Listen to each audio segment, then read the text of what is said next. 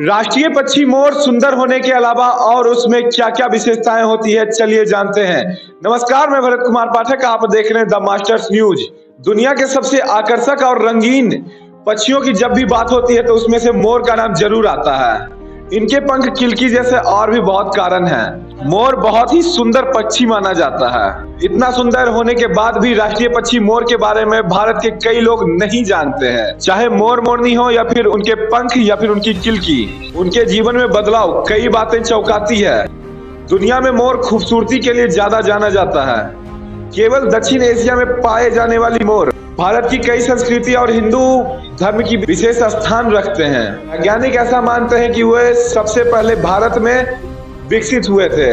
वही Congo basin के मोर वास्तव में तो मोर होते ही नहीं है। यह बात तो कई लोग जानते हैं कि मोर मोरनी को आकर्षित करने के लिए अपने पंखों का उपयोग करते हैं। मोरनियों को मोर के पंख क्यों अच्छे लगते हैं, इसमें वैज्ञानिकों में कई सारे मत हैं, लेकिन अधिकांश मानते हैं लेकिन आकार की जगह पंखों का कोण, नाच, पंखों की गतिविधि आदि मोरनी की ज्यादा होती है। मोर की किलंगी को मोरनी को आकर्षित करने में बहुत बड़ा भूमिका होती है। नर और मादाओं में दोनों में कलंगी ताज की तरह दिखती है।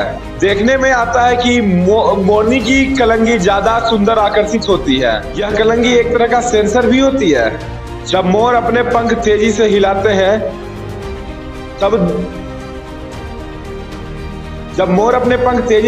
हैं तो मोर और मोरनी दोनों कलंगी के जरिए एक दूसरे के भावनाओं को समझते हैं। मोरनी के बारे में एक रोचक तथ्य यह भी है कि वह अधिक उम्र में मोर की तरह अपने पंख भी विकसित करने लगती है और उनकी आवाज भी मोर की तरह होने लगती है। वैज्ञानिकों का कहना है कि जब मोरनी की उम्र अधिक हो जाती है तो उनकी ओवली एस्ट्रोजन बनाना बंद कर देती है। ऐसे में वे मोर की तरह दिखने और बोलने लगती है। दुनिया में बहुत कम संख्या में ऐसे मोर भी हैं जो कि पूरी तरह से सफेद होते हैं। चुनिंदा परिजनन की वजह से आज के मोरों में अधिक दिख रहा है। उनमें रंगीनता का तो गुण नहीं होता। कई सफेद मोरों में निशुंग जैसे जेनेटिक कंडीशन की वजह से उनका पंख चला जाता है। सफेद मोरों की संख्या बहुत कम है। मोरों के बारे में कहा जाता है कि वे बरसात में नाचते हैं। सच तो यह है कि ये केवल संयोग है। बरसात का मौसम उनके मिलाप का मौसम होता है। सच बात तो यह है कि मोर मोरनी को आकर्षित करने के लिए नाचते हैं। मोरनी को आकर्षित करने के लिए मोर अपनी आवाज निकालते हैं।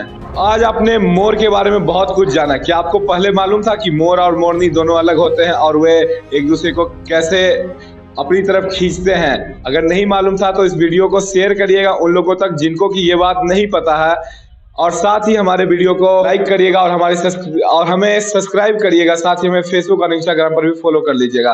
धन्यवाद।